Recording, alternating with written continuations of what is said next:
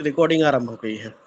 तो देखिए, लग्न निकालने के बारे में सिद्धांत कहते हैं कि हमारे मकान का जो आय, नक्षत्र, तारा, व्यय और अंश,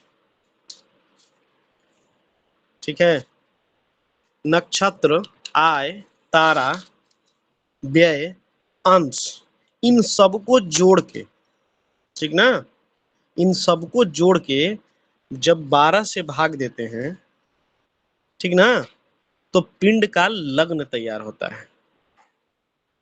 ठीक है ना, आय, नक्षत्र, तारा, व्यय और अंश, इन सबको जोड़ के जब हम 12 से भाग देते हैं तो यह हमारे मकान का लग्न तैयार होता है। अब जो लोग पिंडानयन कर रहे हैं उनको तो ये चीजें आराम से समझ में आ जाएगी, है ना। अब हम एक बार पुनः इस चीज को रिपीट कर दे रहे हैं आप सभी के लिए, इसको जरा ध्यान से देखिए और अपने पास में कॉलम, कॉपी वगैरह ये सब जो कुछ भी है इसको थोड़ा सा निकाल लीजिए आप लोग, ठीक ना, तभी समझ में आएगा, नहीं तो समझ में नहीं आएगा। मैं बता दे रहा हूँ, मेरे साथ साथ यदि करते चलेंगे तो ही समझ में आने वाला है, अन्यथा फिर जो है समझ में नहीं आएगा। ठीक है ना।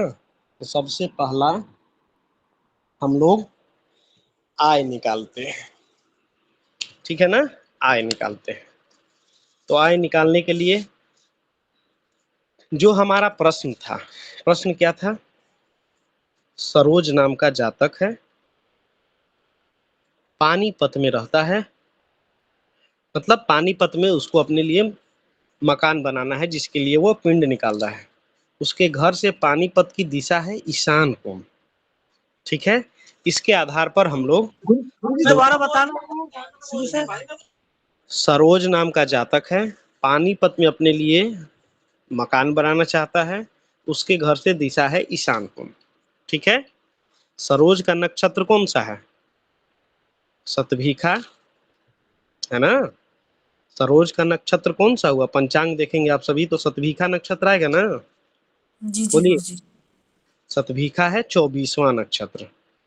हमने उसके लिए मनोकल्पित नक्षत्र जो चयन किया है वह है पूर्वा भाद्रपद, है ना, पूर्वा भाद्रपद निकाला है ना।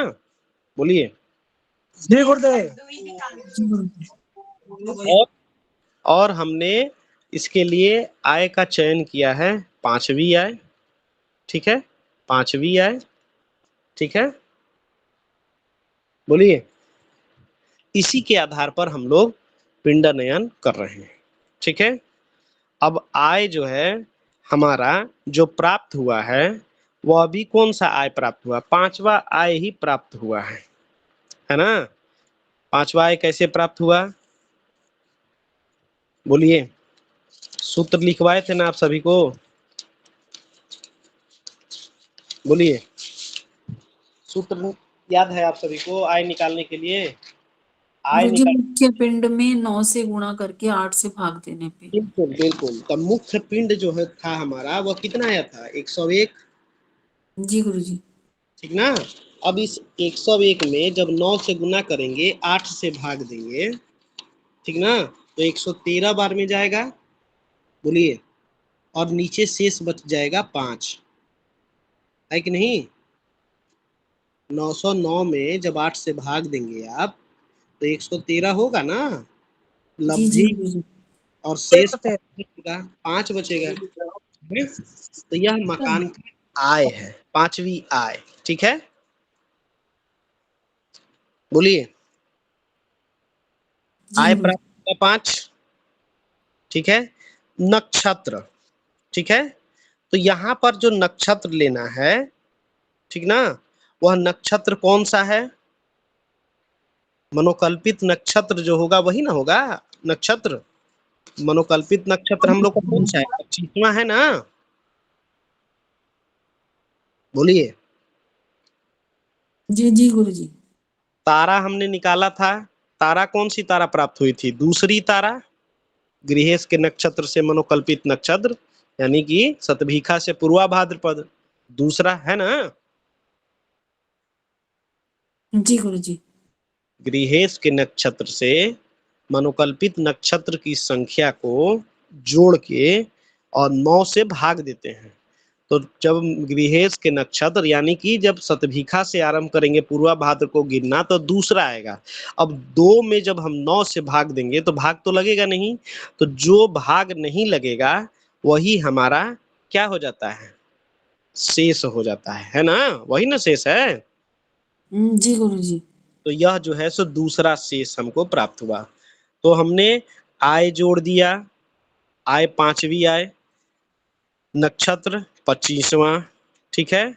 नक्षत्र के बाद में हमने जोड़ दिया क्या, तारा, तो दूसरी तारा जो कि संपत्ति तारा कहलाती है ना। अब व्यय निकाले थे हम, व्यय निकाले थे ना, तो 25वां नक्षत्र है ना, 8 से इसमें भाग दिए थे, बोलिए। जी गुरुजी किया तो था। 8 का 24 और एक शेष बच गया हमारा, है ना,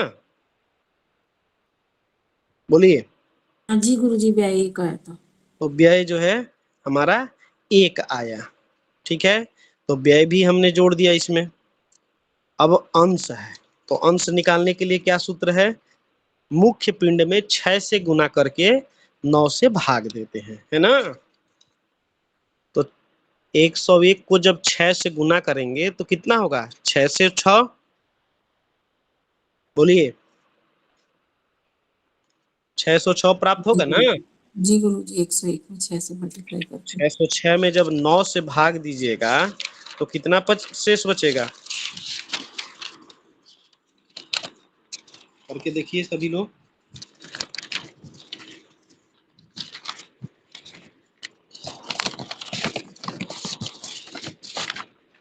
मुझे 4 शेष बचेगा। 9 से गुना करिए, 9 छक 54, 6 बचा 6, 9 7 63, है ना। जी 3 आया। तो 3 शेष बचा ना, तो जी यही 3 जो है इसका अंश होगा, ठीक है ना। तो अंश जो है सो हमने इसमें जोड़ दिया 3, ठीक है, अंश हमने जोड़ दिया 3।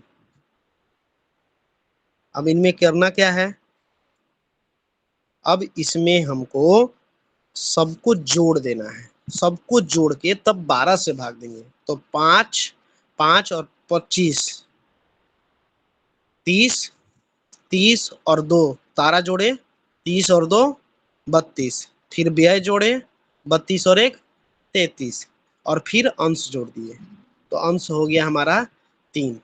तो 25 5 30, 2 32, 1 33 और 3 36। ये पूरा पूरा चला गया गुरुजी ये तो। तो 36 में जब हम 12 से भाग देंगे तो 12 तिया 36, है ना, ये पूरा पूरा समाप्त हो गया। जी जी गुरुदेव। तो यह हमारा 12 जो है हमारा क्या हो जाएगा, शेष 12 है ना बचा। जी जी गुरुजी, शेष 12। तो यह जो है मीन लग्न को सूचित कर रहा है ना, मीन लग्न को, ठीक है, बात समझ में आई। जी गुरुजी आ गई। चलिए, तो यह हम लोगों ने क्या निकाल लिया, पिंड का लग्न जो है सो तैयार कर लिया, पिंड का लग्न। यहां तक समझने में किसी को कोई समस्या,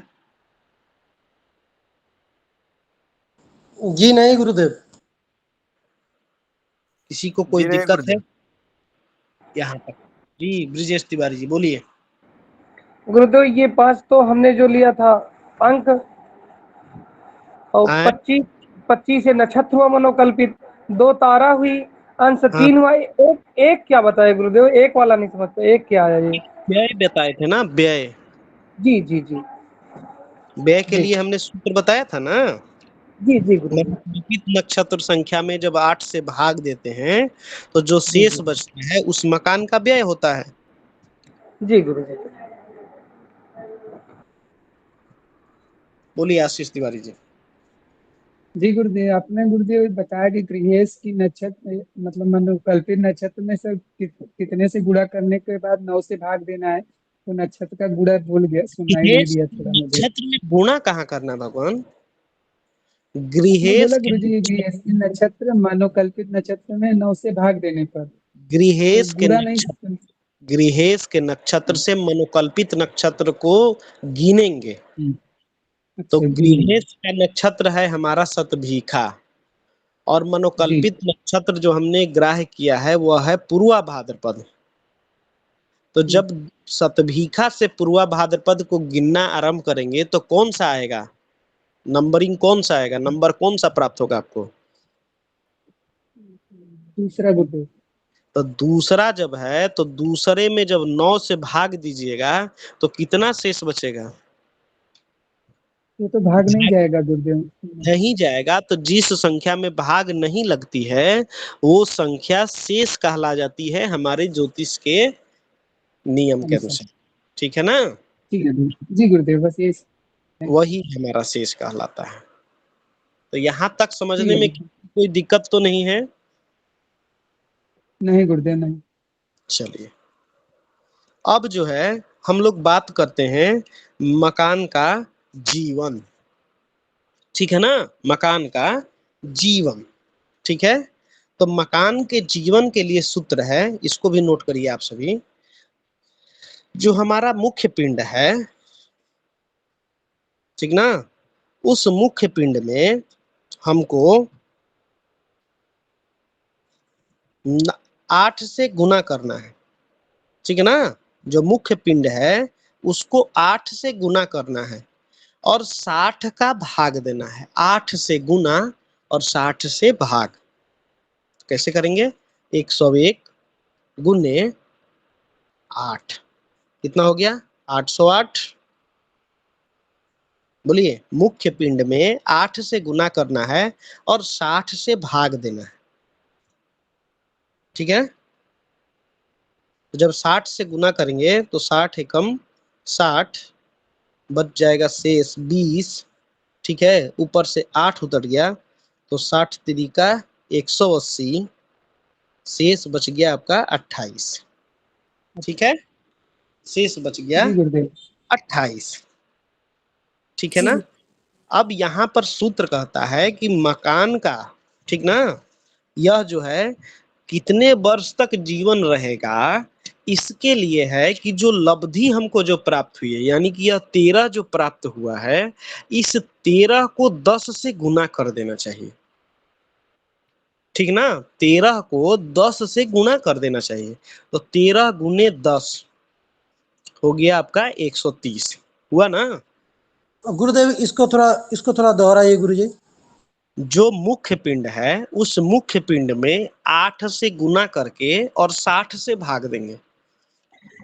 क्या निकालने के लिए गुरुजी, क्या निकाल रहे हैं?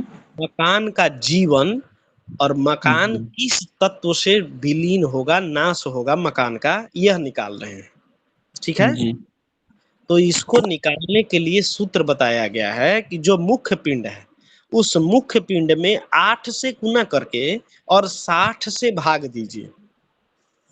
तो मुख्य पिंड हमारा 101 है। जो हम सरोज नाम के जातक का पानीपत में मकान जो बनेगा, ईशान कोण दिशा है उसके घर से, ठीक ना, तो उसका नक्षत्र हो रहा है शतभिखा। ठीक है? और उसके लिए जो हमने मनोकल्पित नक्षत्र लिया है वो लिया है पूर्वा भाद्रपद, है ना? बोलिए हर्षुदत्त जी। जी। अब इसमें जो हमको मुख्य पिंड प्राप्त हुआ है, मुख्य पिंड हुआ है 101। ठीक है? अब इस कह रहा है, सूत्र कह रहा है कि मुख्य पिंड को 8 से गुना करके 60 से भाग दीजिए। तो हमने 8 से गुना किया, मुख्य पिंड 101 में जब 8 से गुना किया तो 808 हमको प्राप्त हुआ। अब इस 808 में सूत्र कहता है कि 60 से भाग दीजिए। ठीक है ना? तो 60 से जब भाग देंगे तो 13 छक 78, 780, 808 में जब 780 घटाएंगे तो 28 प्राप्त होगा, या ऐसे गुना कर लीजिए। 60 एकम 60, 20 उतर गया, ऊपर से 8 जो है 20 हमको प्राप्त हुआ, 8 और उतार दिए, 208। 208 में जब 180 का भाग दिए, मतलब 3 बार में जब गया तो 180 जब इसमें से घटा दिए तो 28 हमको शेष प्राप्त हुआ। तो सूत्र कहता है कि जो लब्धि प्राप्त हुई है उसको यदि हम 10 से गुना कर देते हैं तो वो मकान का जो है जो गुणनफल हमको प्राप्त होता है वह मकान की आयु कहलाती है, जीवन कहलाता है। आयु नहीं, जीवन, मकान का जीवन, यानी कि 13 गुने 10, 130 वर्ष का मकान का जीवन है। मकान का जो जीवन है वह है 130 वर्ष। ठीक है, यहां तक समझने में कोई समस्या नहीं ना है? नहीं गुरुजी। नहीं अब गुरुजी। समस्या तो नहीं, इसको आयु क्यों नहीं बोल सकते? जैसे आपने बोला ना आयु नहीं है ये। आयु के लिए भगवान सूत्र हमने पहले लिखवाया है ना, अच्छा, मकान ठीक। के आयु के लिए हमने सूत्र बताया है कि उसको 8 से गुना करके 120 से भाग देते हैं। आयु अलग है, जीवन अलग है, ठीक है ना? ठीक है। 10 का गुणा क्यों किए गुरुदेव जी? हाँ, तो जब हमने 13 को 10 से गुना किया तो 130 वर्ष मकान का जीवन हुआ। ठीक है, हम ये पूछ रहे हैं 10 का गुणा क्यों किए? 10 सूत्र है भगवान। अच्छा जी। हाँ, सूत्र है। इसका मतलब यह सूत्र बना कि मुख्य पिंड गुणे 8 भागे 60, फिर जो आए उसमें गुणे 10। लब्धि जो प्राप्त हुई उसको 10 से गुना करेंगे, ठीक ना? जी जी। तो हमको मकान का जीवन प्राप्त हुआ। और इस मकान में जो शेष बचा है, शेष 28 बचा है ना, इस 28 में हमको 5 से भाग देना है। 28 में 5 से भाग देना है। 5 पचे 25, शेष कितना बचा? 3 हुआ ना नीतू जी? हाँ जी जी गुरुजी। 3 जी शेष बचा। गुरुजी, शेष बचे। सूत्र कहता है कि अगर लब्धि के बाद शेष में यदि हम 5 से भाग देते हैं और 5 से भाग देने के बाद जब हमारा शेष 1 बचे तो मकान जो है पृथ्वी तत्व से नाश होगा। पृथ्वी तत्व मतलब समय के साथ मकान जो है गिर जाता है, जैसे पुरानी हवेलियां इत्यादि है ना,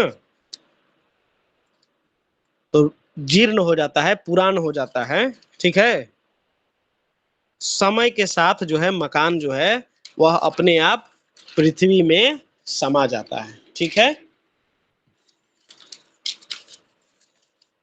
बात समझ में आई? जी जी गुरुजी।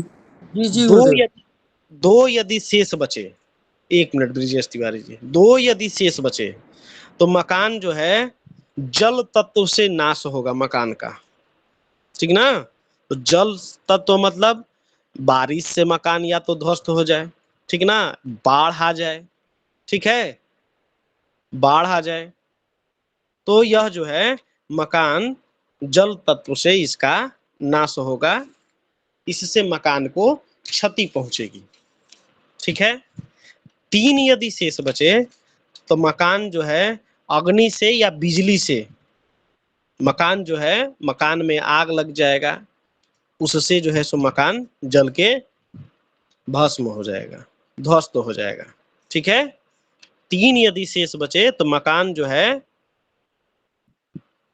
अग्नि से या बिजली गिरने से, जो आजकल ठनका गिरता है ना, इससे जो है सो मकान को नुकसान होगा, मकान जो है ध्वस्त हो जाएगा। 4 यदि शेष बचे तो वायु तत्व से, ठीक ना, वायु तत्व से मकान जो है ध्वस्त होगा। तो वायु तत्व का मतलब है मकान में किसी प्रकार का सीपेज हो जाए, ठीक ना, जंग लग जाए, दीमक लग जाए, सीड़न हो जाए, मतलब कोई ना कोई मकान में जिसे रोग हो जाए। रोग का मतलब इसी से, ठीक ना, आजकल जो चल रहा है ना, डैम्पनेस, छत चूना, दीवारें चूना, है ना, डैम्पनेस, इस तरह के जो है लॉस होंगे मकान में। 5 यदि शेष बचे तो आकाश तत्व से विलीन हो जाएगा, यानी कि वह मकान में कोई भी आएगा जाएगा नहीं। ठीक है ना। आकाश तत्व से 5 यदि शेष बचे, 5 या शून्य शेष बच जाए तो उससे मकान जो है आकाश तत्व से विलीन हो जाएगा। वहां पर कोई लोग आएंगे जाएंगे नहीं। आएंगे जाएंगे का मतलब नहीं, आजकल जो सिस्टम चल रहा है ना, लोग मकान बना लेते हैं फिर वहां रहते नहीं है, है ना। धीरे धीरे वो मकान जो है वैसे ही हो जाता है। ठीक है, उसके अंदर पेड़ इत्यादि लग जाते हैं, दीमक जाले लग जाते हैं। ठीक है, ये सारी चीजें जो है वह मकान ऐसे ही बिना किसी के रहे हुए ही ध्वस्त हो जाएगा। मकान की आयु जो है पूर्ण हो जाएगी फिर। ठीक है, समझ में आया? बोलिए ब्रिजेश तिवारी जी, क्या पूछना चाहते थे? गुरुदेव जो सूत्र आप बताए इसको एक साथ लिखाते तो ज्यादा समझ में आता है, कंफ्यूजन होगा बाद में। हमने एग्जाम्पल के साथ आपको बताया, एग्जाम्पल के साथ ये बताया कि जी, जो जी, जी। हमारे मकान का जीवन और मकान किस तत्व से नाश होगा उसके लिए, तो जो मुख्य पिंड है उसको 8 से गुना करके 60 से भाग दीजिए। ठीक है, 60 से भाग देने के बाद जो आपका लब्धि हो वह जो है उसको जब 10 से गुना करेंगे, लब्धि को जब 10 से गुना करेंगे तो वो मकान का जीवन बताएगा। ठीक है, और शेष में जब 5 का भाग देते हैं तो उस भाग देने के बाद जो शेष बचता है, ठीक ना, वह जो है यह दर्शाता है कि वह मकान किस तत्व से उस मकान को नुकसान पहुंचेगा, नाश होगा। बात समझ में आई? जी गुरुदेव। अब एक शेष बच जाए तो मकान पृथ्वी तत्व से, यानी कि समय के साथ मकान जो है जर्जर हो जाएगा। ठीक है, 2 यदि शेष बचे तो जल से, या तो बाढ़ आ जाए, ठीक है, या बारिश से, बहुत ज्यादा बारिश हो जाए उसमें मकान ध्वस्त हो जाए, मतलब इसमें जल तत्व का रोल होगा। 3 यदि शेष बचे तो अग्नि से या बिजली गिरने से, जैसे अभी हमने निकाला है ना। तो यह जो है सो दर्शा रहा है कि अग्नि तत्व से मकान का इसमें नाश होगा। अग्नि तत्व से नाश होगा, इसका मतलब हो सकता है कि अग्नि का रोल रहे, हो सकता है कि वहां आग लग जाए। ठीक है, या बिजली गिर जाए, ठनका गिर जाए, गैस सिलेंडर ब्लास्ट हो सकता है। भोपाल में कैसे गैस त्रासदी हुई थी, है ना। जी गुरुदेव जी। तो इस तरह का कोई कुछ कांड हो सकता है, मतलब अग्नि का रोल यहाँ पर रहेगा। 4 मतलब 4 यदि शेष बच जाए तो वायु से, यानी कि मकान में किसी प्रकार का जो है जो रोग होता है, पेड़ इत्यादि लग जाते हैं ना मकान में, धीरे धीरे उस मकान को ध्वस्त कर देते हैं। बोलिए। जी गुरुदेव। जंग इत्यादि के कारण, दीमक लग जाने के कारण, दीमक से भी मकान को नुकसान पहुंचाता है। ठीक है, 5 यदि शेष बचे तो आकाश तत्व, यानी कि उस मकान में किसी का आना जाना नहीं होगा। ठीक है, जी गुरुदेव। बोलिए प्रिय रंजन चटर्जी जी। हाँ गुरुजी, कल आपने जो बताया था 9 चीज, उनमें से लास्ट में आयु था, उसमें था पिंडानयन, उसके साथ 8 से गुना और 120 से भाग। हाँ, तो वो आयु और ये आयु क्या डिफरेंस है? दोनों अलग ये है। देखिए दोनों देखिए, उसमें 9 से गुना करके 120 से भाग दिया जा रहा है ना। बोलिए। नहीं, 8 से नहीं, गुना और इनका मतलब ये है 120 आयु और से जीवन में फर्क क्या है, शब्द में क्या फर्क है? कैलकुलेशन तो जीवन, अलग पार्ट है। हाँ आयु का हाँ, शब्द का मतलब क्या है, जीवन शब्द का मतलब क्या है? मकान का वो जो हमने बताया था ना, जो विंशोत्तरी 120 वर्ष का जो मकान का जीवन होता है विंशोत्तरी दशा के अंतर्गत, ठीक है, उसमें हम यह निर्धारित करते हैं कि मकान जो है सो चिरंजीवी है, या मकान जो है आपका अल्पायु मकान है। जिसे बताए थे ना 8 से 40 वर्ष का यदि मकान है तो वह जो है सो अल्पायु मकान होगा। ठीक है। 40 से लेके 60 या 80 तक यदि प्राप्त हो तो वो मध्यम आयु का है। 80 से 120 वर्ष प्राप्त हो तो चिरंजीवी मकान है ना। इससे यह पता लगता है कि मकान अल्पायु है, मध्यम आयु का है या चिरंजीवी है। और यह जो है आपको लब्धि, जैसे हमारे पुराने आपका जो है सो जो मकान इत्यादि बने हुए हैं, ठीक ना, पुराने जो मकान बने होंगे आप देखेंगे 100 वर्ष, 150 वर्ष, 250 वर्ष, 500 वर्ष भी पुराने आपको बिल्डिंग मिल जाएगा। बोलिए, है कि नहीं, पुराना किला इत्यादि जो निर्माण हुआ है। ठीक गुरुदेव, बिल्कुल बिल्कुल। तो वह जो है एक जो है सो आपका मकान का जो है सो स्थिति बताता है, अल्पायु, चिरंजीवी या मध्यम आयु। और एक जो है सो मकान का जीवन बताता है। यहाँ जो है 120 वर्ष से ज्यादा आपको आयु प्राप्त नहीं मिलेगी, ठीक ना। और वहां जो है आपको 1000 वर्ष, हजारों वर्ष से ऊपर आयु आपको प्राप्त हो सकती है। बोलिए। हाँ, तो गुरुजी कल जो प्रकरण आपने बताया था उसमें जो मुख्य पिंड के साथ 8 गुना और 120 भाग, हाँ, तो उसमें आयु आया था 80 से 120, मतलब चिरंजीवी। तो चिरंजीवी। ये तो आज जो प्रकरण किया उसमें इसका आयु तो 130 साल हो गया। हाँ, तो 13 अब गुने 10, अलग है ना, तो उससे अलग ये कि नहीं। ये चिरंजीवी हो गया। नहीं, ये चिरंजीवी नहीं। यह जो है बता रहा है कि मकान का जीवन तो 130 वर्ष होगा, ठीक है। और उसके साथ साथ मकान जो है अग्नि तत्व से विलीन होगा, मतलब समय के साथ वह जो है मकान में ठनका गिर जाए, गैस कांड इत्यादि हो जाए, आग लग जाए, ठीक है। आप हाँ, उसमें देखिए 101 में हाँ, 8 से गुणा करिए, 808 हुआ ना। 808 में आपका जो है सो देखिए वो 40 वर्ष की आयु जो है सो प्राप्त हो रही है मकान को। यहाँ पर जो है सो देखिए 40-45 की आयु प्राप्त हो रही है कि नहीं। 101, 808, 808 में 120 का भाग दीजिए। अच्छा, 108, 12×6 = 72, हाँ, 808 से 120, 72 हुआ ना, 720। बोलिए, तो कितना प्राप्त हाँ, हुआ, 88 वर्ष आयु प्राप्त हुआ ना। ठीक ठीक ठीक। तो तो वो 88 सब आयु हो गया। वर्ष चिरंजीवी आयु प्रदान करती है। बोलिए।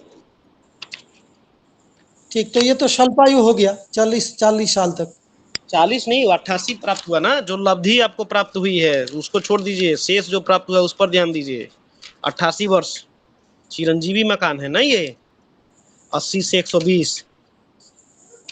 अच्छा, तो देखिए ये मतलब ये थोड़ा कंफ्यूजन हो रहा है कि ये भी एक आयु है और ये भी एक आयु है, और ये इस दोनों आयु प्रकरण क्यों?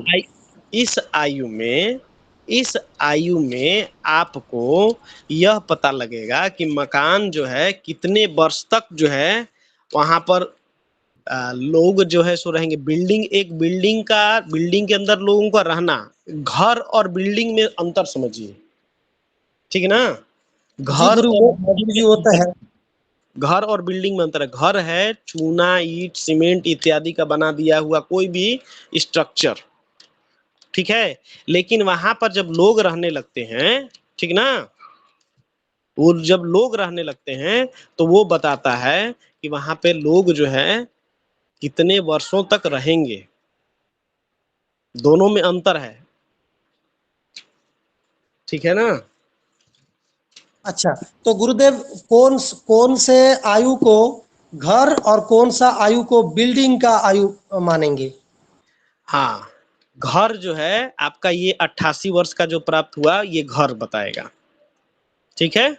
और वह बिल्डिंग कितने दिन तक खड़ी रहेगी यह जो है सो आपका दूसरा वाला जो आज सूत्र बताए हैं वो बताएगा। अच्छा, तो आज का जो प्रकरण हुआ वो बिल्डिंग का आयु, हाँ, कंस्ट्रक्शन कितना दिन तक रहेगा। हाँ, कंस्ट्रक्शन का जो वो स्ट्रक्चर है वो कितने देर तक खड़ा रहेगा। ठीक, ठीक है गुरुदेव, ठीक, अब नहीं, ठीक मगर हो गया। चिरंजीवी आपने जो बताया चिरंजीवी है, तो वो हाँ, कंस्ट्रक्शन की आयु होनी चाहिए ना। चिरंजीवी का बिल्डिंग तो रहेगी, पर हाँ, 130 साल से ज्यादा उसमें इंसान नहीं रहेगा जीवन। तो आज का तो ये ऐसा होना चाहिए, मुझे तो ये समझ में आ रहा है। जैसे चिरंजीवी का मतलब बिल्डिंग चिरंजीवी रहेगी, हाँ, बिल्डिंग जो है सो चिरंजीवी रहेगी। मतलब 130, 200 साल, 300 साल, 500 साल। हाँ हाँ, मतलब हाँ, तो इसमें जो है सो पता चल रहा है ना कि 100 अभी हमने जो निकाला, इसमें जो जी है 130 साल का जो है आपका जीवन निकला। 130 सालों के पश्चात 130 सालों इसमें कोई रहेगा नहीं 130 साल के बाद में। हाँ, 130 साल के बाद यह मकान जो है पूरी तरीके से इसका जो है सो कहानी समाप्त हो जाएगी। इसके ऊपर जब 88 वर्ष इत्यादि हो जाएगा तो हो सकता है कि लोग यहाँ पर रहना बंद कर दें, ठीक ना। और 88 वर्ष जब होगा तब यह मकान के ऊपर आकाशीय बिजली गिर जाए, अग्निकांड हो जाए, जिसके वजह से हो सकता है कि यहाँ रहने वाले लोग इस मकान को छोड़ दें, ठीक है। 88 नहीं, और 130 बताया ना भगवान, आज तो 130 आया है गणना। हाँ, तो ये 130 वर्ष तक वह जो पूरी मकान जो बनाया गया है छत दीवार के साथ में, वह 130 वर्षों तक रहेगा, ठीक है। नहीं, फिर और चिरंजीवी का मतलब क्या हुआ? चिरंजीवी का मतलब तो ज्यादा रहना चाहिए ना उसको। 88 वर्ष तक भगवान कोई किसी एक घर में 88 वर्षों तक लोग रह रहे हैं तो चिरंजीवी न हुआ, अच्छा, बोलिए। रहने का हो। अच्छा, जो कल आपने बताया था वो रहने का है, और आज बताया वो बिल्डिंग की है, बताया आपने। बिल्डिंग की आयु है, वह बिल्डिंग जो है सो नाश किस तत्व से होगा, किस कारण होगा, और कितने वर्षों तक वह जो है सो जमीन पर वह ढांचा दिखेगा। उस मकान का जो इतिहास होगा वह यह बता रहा है कि वह मकान जो है उस स्थान पर इतने दिनों तक दिखने वाला है, परिलक्षित दृश्य होने वाला है।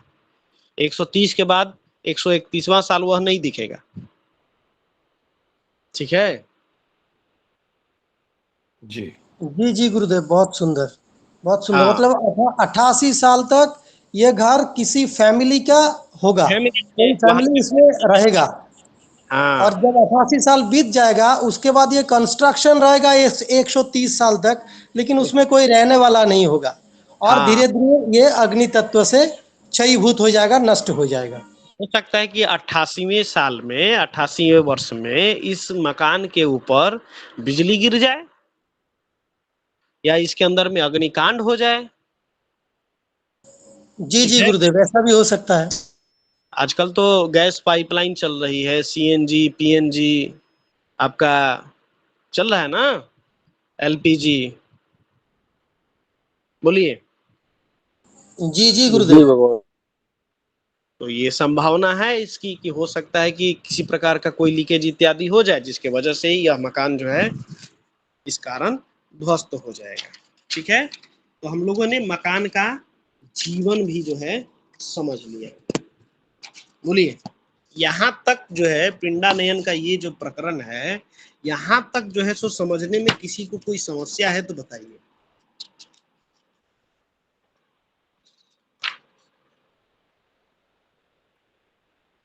बोलिए, कोई समस्या किसी को?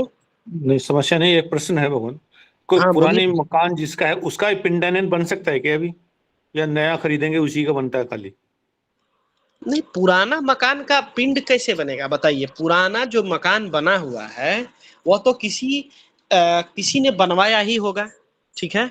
तो बनवाया होगा तो किस आधार पर जो बना हुआ है उसका कुछ पिंड नयन तो हुआ ही होगा ना, बोलिए। नहीं, वो मान लो किसी के पास रिकॉर्ड ना हो, अभी उसको हाँ, ट्राई करना चाहें तो दोबारा निकाल के देख सकते हैं क्या, क्या पिंडानयन बना होगा उस समय? अब हम जो है सो मूलतः जो है इसमें यह देख सकते हैं कि मकान बहुत पुरानी बिल्डिंग है, बहुत पुरानी बिल्डिंग है, 300 वर्ष, 250 वर्ष, 400 वर्ष, 500 वर्ष, ठीक ना। तो आप इस अंदाजा लगा सकते हो कि कोई एक ढांचा यदि हजारों वर्ष तक खड़ा है तो इसका मतलब कि उसका पिंडानयन यदि उस समय किया गया होगा तो वह जो है सो अभूतपूर्व रहा होगा, बोलिए। हर एक परिस्थितियों को विचार के तभी ना निर्णय लिया गया होगा, बोलिए। हाँ, वो तो सही है। तो हाँ, हमको आज अगर देखना हो किसी का कि क्या बना होगा तो नहीं बना सकते ना, नहीं बन सकता उसका। नहीं, अभी अभी अभी के इसमें संभव नहीं है, ठीक ना। अभी के इसमें संभव नहीं हो पाएगा ये। देखिए, जीवन के लिए कई पुस्तकों में यह भी दिया गया है कि जो हम साधित पिंड है ना, उस साधित पिंड में भी 8 से गुना करके और 60 से भाग देते हैं। कई पुस्तकों में यह जो है सो यहाँ तक भी दिया गया है।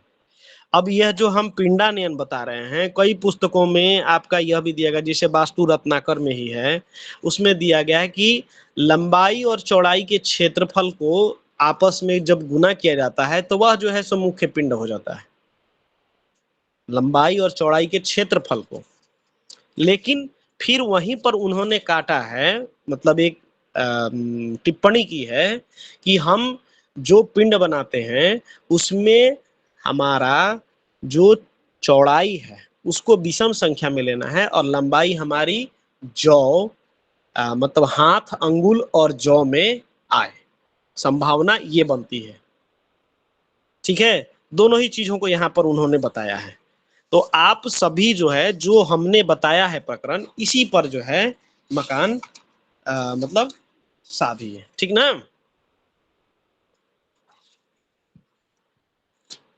ठीक है भगवान, जो सूत्र हमने बताया इसी को जो है सुग्रहण करिए। जीवन के लिए कई जगह जो है सो उल्लेखित मिलता है कि जो हम पिंड साधते हैं, साधते का मतलब है कि हमने बताया ना कि अभी 101 जो है सो हमारा मुख्य पिंड है, ठीक है, लेकिन 101 पर किसी का मकान जो है सो बनेगा नहीं, है कि नहीं? वो एक कमरा तैयार हो सकता है, बोलिए, है कि नहीं? जी गुरुदेव। जी जी गुरुदेव, बिल्कुल सही। तो यह जो है हमारा, यह जो है सो मकान का यह जो है सो पिंड नहीं हो सकता है। तो हमको इसमें छेपक जोड़ना पड़ता है, ठीक है, छेपक जोड़ना पड़ता है। तो जिस छेपक पर, बात समझ रहे हैं ना, जिस छेपक पर हमारा मकान तैयार हो रहा है, ठीक ना, जिस पर हमको लंबाई और चौड़ाई इत्यादि मिल रही है, ये तो हम अपने अनुसार से बना रहे हैं ना। और आप भी देखिए कि कोई एक घर बनाइए, कोई एक पिलर बनाइए, दोनों में जो है सो अंतर है कि नहीं? तो यह जो हमारा मकान का जीवन है कहीं ना कहीं हमारे स्ट्रक्चर पर डिपेंड है। बोलिए, हमारा जो स्ट्रक्चर है, कितना लंबा, कितना चौड़ा, कितनी ऊंचाई है उसकी, यह जो है इस पर आधारित है कि नहीं मकान का जीवन? जी बिल्कुल गुरुजी, बिल्कुल। जी गुरुजी, वो सही बना हुआ होगा तभी तो उसका वैसा फिर आयु वगैरह निकलेगी सही। तो इसलिए जो है जो हम जीवन निकालेंगे मकान का, वह जो है साधित पिंड पर, साधित पिंड का मतलब 101 नहीं, जो हमने कितना लिया था, 317 लिए थे ना, कितना लिए थे, 216, 101, 317 है ना, जी 317, गुरुजी 317 लिया था। 533, 533 वाला किया नहीं था गुरुजी हमने। हाँ उस पर नहीं किया है, 317 पे ही हमने बताया है, 533 और वो 749 है ना। जी गुरुजी। 3 बताए थे, 3 बार छेपक जोड़ के बताए थे कि अपने अपने इच्छा अनुसार लोग इसको आप करके देखें। तो यह मकान का जो जीवन होगा इन चीजों पर आधारित होगा, ठीक ना। तो आप लोग याद रखिए, आयु के लिए हमको मुख्य पिंड में 8 से गुना करके 120 से भाग देना है, और जो जीवन निकालना है वह जीवन जो है हमारा मुख्य पिंड पर आधारित ना होके साधित पिंड पर आधारित है, ठीक है। बात समझ में आई है ना? जो ये मुख्य पिंड, गुरुजी फिर हमने तो मुख्य पिंड में ही किया है, मकान का जीवन जो निकाला है वो इसको ये साधित हो गया मतलब। तो ये साधित जीवन, मुख्य पिंड के जगह साधित पिंड, हमने इसको वहां पर इसलिए बताया कि मुख्य पिंड से आपको एक सूत्र जो है सो प्राप्त हो जाएगा। तो जो मुख्य पिंड है उस पर जो है कई लोग हो सकता है कि 2 बार छेपक निकाले होंगे, कई हो लोग हो सकता है कि 1 बार छेपक, या कोई 3 बार छेपक जोड़ा होगा। जी जी जी, उसी को साधित बोल रहे हो आप। जी जी जी। तो वह जो है हमारा साधित पिंड जो है हमारा, वही जीवन जो है जो निर्भर करेगा मकान का, वह साधित पिंड पे। अब जिसे मान के चलिए कि किसी ने 3 पिंड पर बनाया, ठीक ना, 3 बार छेपक जोड़ के, ठीक है, किसी ने 3 बार छेपक जोड़ दिए, तो 3 बार जो छेपक जोड़ेंगे, 3 बार का छेपक का कितना आएगा, 216, 216, 749। 700, 648 और प्लस में 101, 749 है ना। जी जी। अब 749 को यहाँ पर क्या करना है कि 749 गुने 8 भागे 60। तो 749 को जब हम 8 से गुना करेंगे तो कितना होगा? 8 9 72, 2 8 चौका 32, 8 9 72, 2 हाथ में लगा 7, 8 चौका 32 और 7 39, 8 7 56 और 3 59, 5992, 5992। जी गुरुजी। यही आ रहा है ना? हाँ जी गुरुजी, यही आया है। हाँ, तो यह जो है इसमें हमने 60 से भाग दिया, 60 से भाग दिया, तो 60 से भाग दिया तो शेष हमारा बच रहा है 6 9 54, 540, 9 6 9 9 में 4 गया 5, 56 और ऊपर से 2, 592। 592 में पुनः हमने 60 भाग दिया, 6 9 54, 540, ठीक है। 2 9 में 4 गया 5, 52, ठीक है 52। तो 99 हमको लब्धि प्राप्त हुई, 99 लब्धि प्राप्त हुई, यानी कि इस मकान का जो है वह हमारा आयु कितना, जीवन कितना हुआ? 990 वर्ष हुआ ना? बोलिए, बताइए नीतू जी। गुरुजी निकाला नहीं, निकालिए। गुरुजी बीच में रह गए, उग गए। 6 9, देखिए 5992 में 60 से भाग दीजिए,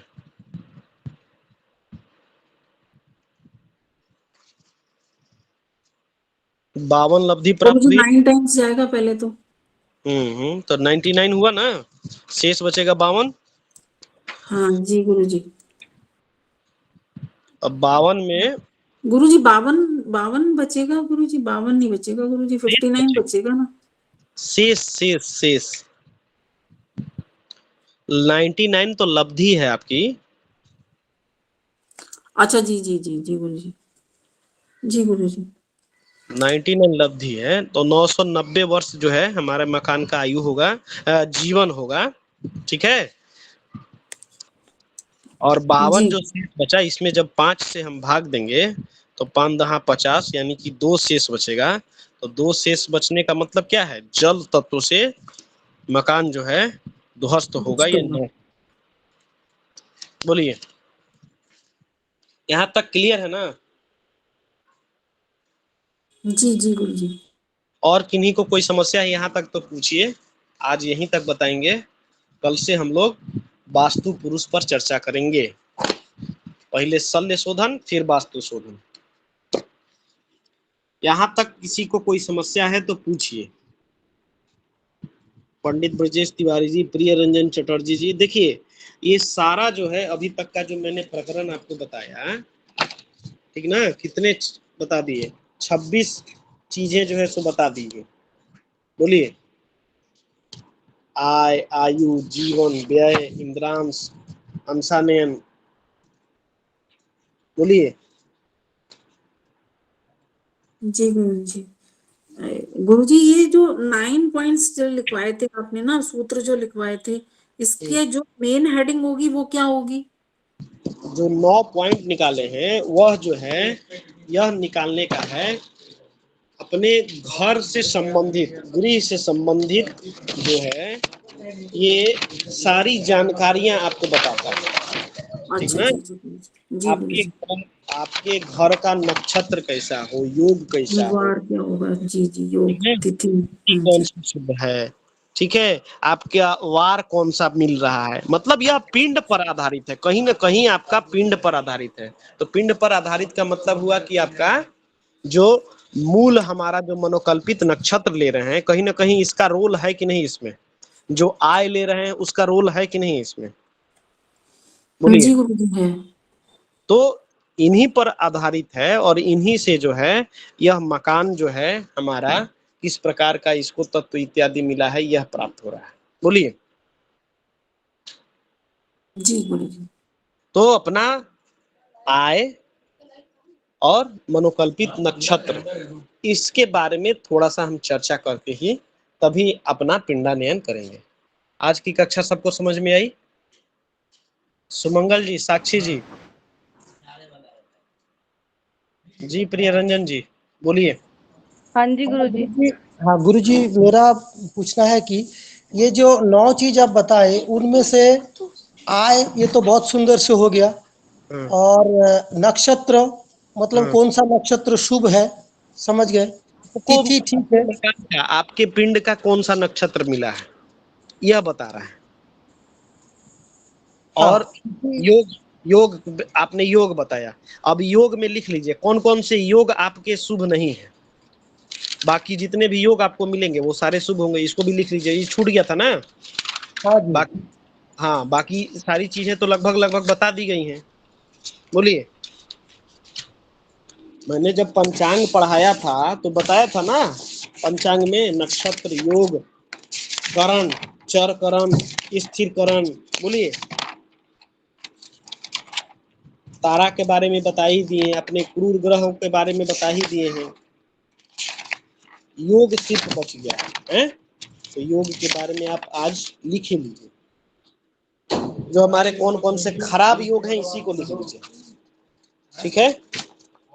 लिखिए, अतिगंड, अतिगंड नोट कर लीजिए। अतिगंड, शूल, अतिगंड, शूल, गंड, गंड, व्याघात,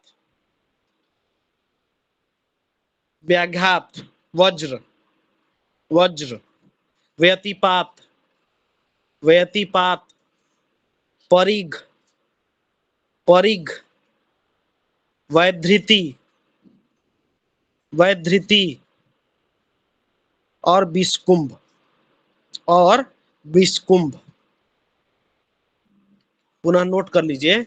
अतिगंड यानी कि छठा योग, शूल यानी कि 9वां योग, गंड यानी कि 10वां योग, व्याघात 13वां, वज्र 15वां, व्यतिपात 17वां, परिघ 19, वैधृति 27, वैधृति 27, और विषकुंभ योग, और हमारा विषकुंभ योग। गुरुजी विषकुंभ का क्या नंबर है? पहला ही नंबर है। जी जी। ठीक है, ये सब अशुभ हो गया। ये सारे अशुभ हैं, बाकी जो भी मिले वो सब आपका शुभ है।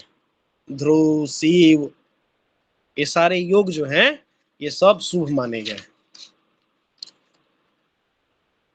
ठीक है ना।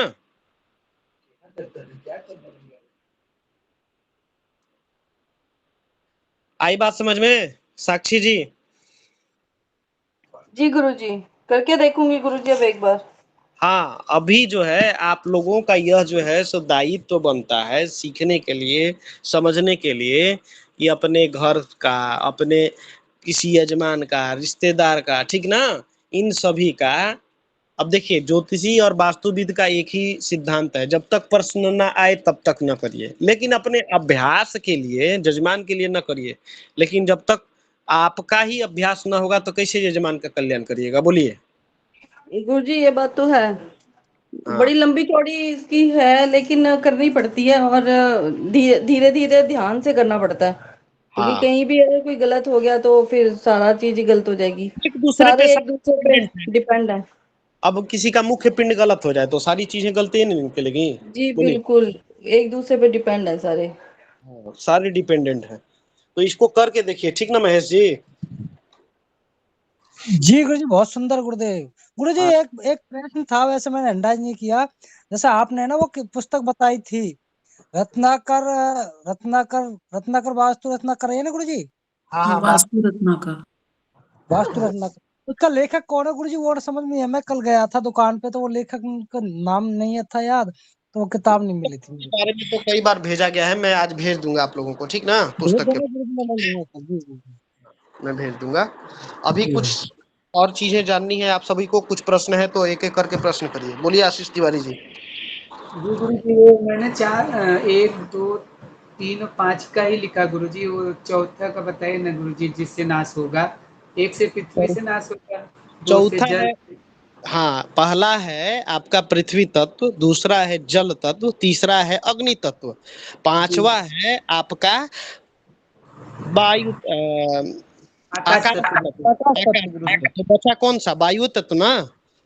वायु का अच्छा, मतलब 4 नंबर वायु तत्व, ये 4 नंबर नहीं है, केवल यही 4 है। मकान के अंदर कोई मकान के अंदर कोई बीमारी हो जाती है, बीमारी मतलब क्या है? दीमक लग जाए, उसमें डैम्पनेस आ जाए, ठीक है, दरारें आ जाए मकान के अंतर्गत, ठीक है, जी जी तो ये सारे रोग होते हैं। जंग लग जाए, ठीक ना, जी गुरुदेव।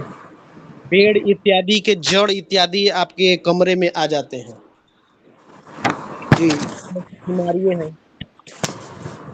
ठीक है। ठीक है गुरुदेव। लीकेज लीकेज ट्रीटमेंट कराते कराते आप थक जाइएगा, लेकिन नहीं समाप्त होता है। बोलिए, ये भी रोग है।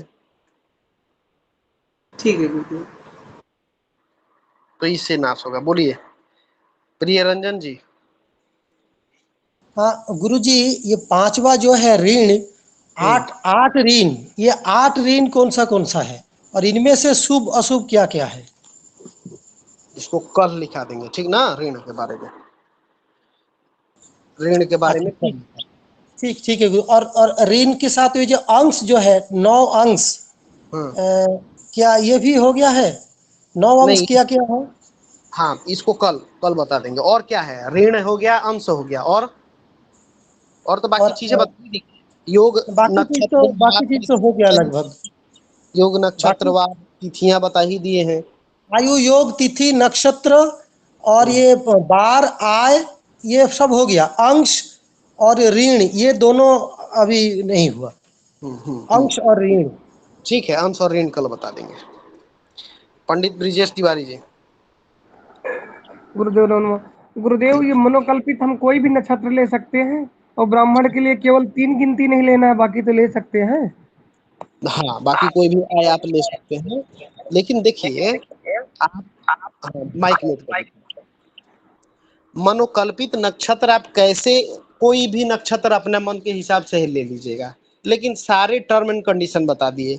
पहला कंडीशन, आपको गुण कम से कम उच्चतम गुण मिलना चाहिए। उच्चतम गुण का मतलब कम से कम 16 गुण मिलना चाहिए। 16 से कम गुण को ग्राह्य नहीं करिए। अब आपको और अच्छा यदि पिंड बनाना है तो 18 19 20 22 25, कैसे लड़की देखने जाते हैं तो हमको 25 गुण से कम लड़की नहीं चाहिए, कहते हैं कि नहीं? बोलिए। जी जी। तो वैसे ही जो है सो गुण मिलाइए। अच्छा, दूसरा है कि ग्रह मैत्री होनी चाहिए। आपकी गृहेश का नक्षत्र है और मनोकल्पित नक्षत्र, दोनों में जो है सो मित्रता होनी चाहिए, मित्र हो, मैत्री हो, ठीक है। भकूट जो है सो अच्छा मिले। इसके पश्चात जो है उसकी नाड़ी एक यदि हो जाए तो और उत्तम है। तारा जो है हमारी 3 5 7 तारा ना हो, चाहे गृहेश से हम मनोकल्पित को गिने या मनोकल्पित को गृहेश से गिने। ये सारे कंडीशंस जब अप्लाई करिएगा तो आपको स्वयं पता चल जाएगा कि मनोकल्पित नक्षत्र, कहा तो जा रहा है कि मनोकल्पित, अपने मन की कल्पना से ले लें, लेकिन इसके पीछे भी कुछ न कुछ सारे हमारे टर्म एंड कंडीशन नहीं लिखा रहता है। बीमा आग्रह की विषय वस्तु है। निवेश करने से पहले जो है जोखिम पढ़ लें। बोलिए, नियम व शर्तें लागू। जी जी। वही नियम और शर्त लागू है, इसका ठीक है। रूल हुआ गुरुजी, जैसे कि लड़का लड़की के लोग विवाह में मैच कराते हैं, सेम तरीका वही है। सेम तरीका वही है, लेकिन टर्म एंड कंडीशन वही है। जी अब यहाँ तो है कि आपको अच्छा मिले तो चलो कर लो, लड़की सुंदर हो ठीक है, सुशील हो ठीक है, ठीक है, बाकी हमको कोई मैत्री इत्यादि से कुछ लेना देना नहीं है। लेकिन यहाँ पर टोटल चीज डिपेंडेंट है। आप यदि यहाँ पर चुनाव गलत कर लिए तो आप पूरा पिंड बना के देख लीजिए, कहीं पर भी आपको मैक्सिमम शुभता नहीं प्राप्त होने वाली है, ठीक है ना। करके जी देखिए, गुरुजी। अपने से गलती करके देखिए, तब आपको समझ में आ जाएगा। ठीक है। जी गुरुदेव। और किन्हीं का कोई प्रश्न? कोई नहीं। चलिए, ज्योति जी कक्षा में आ गई हैं। ज्योति जी को जन्मदिन की हार्दिक शुभकामना। आपका दिन मंगलमय हो, इस वर्ष आपको सर्वोत्तम उन्नति मिले, आनंद प्राप्त करें आप, और आपका जीवन सुख में व्यतीत हो। हमारी सनातन ज्ञान संस्थान की तरफ से यही शुभकामना, यही आशीष आपके लिए है। बहुत बहुत जन्मदिन की हार्दिक शुभकामना। बहुत बहुत धन्यवाद गुरुजी, आप सभी का, जो भी यहाँ उपस्थित हैं, और गुरुजी आपका भी बहुत बहुत धन्यवाद। चलिए, आप सभी हमेशा प्रसन्न रहिए, हम सबकी यही प्रार्थना है। कक्षा समापन करें। आप सभी एक एक करके ज्योति जी को धन्यवाद दीजिए, इनके बधाइयाँ दीजिए। बहुत सारे वरिष्ठ जन हैं, साथी हैं, आप सभी दे सकते हैं बातचीत के लिए। रिकॉर्डिंग बंद कर दीजिए भगवान, रिकॉर्डिंग बंद कर दीजिए। होस्ट कौन है? चलिए, बाकी आप सभी ग्रुप में मैसेज कर दीजिए, क्योंकि फिर शोभनीय थोड़ा सा ये हो जाएगा। ठीक है, कक्षा समापन करते हैं। बिल्कुल टाइम हो गया। पूर्णमिदं पूर्णात् मुदच्यते पूर्णस्य पूर्णमादाय पूर्णमेवावशिष्यते। ओम शांति शांति शांति। सर्वेभ्यो नमो नमः। सभी को यथाय अभिवादन, सभी को शुभ रात्रि। धन्यवाद आप सभी का।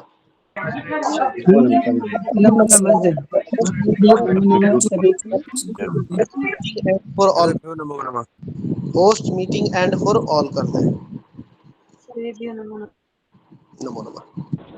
सभी को शुभ रात्रि। सर्वेभ्यो नमो नमः। शुभ रात्रि।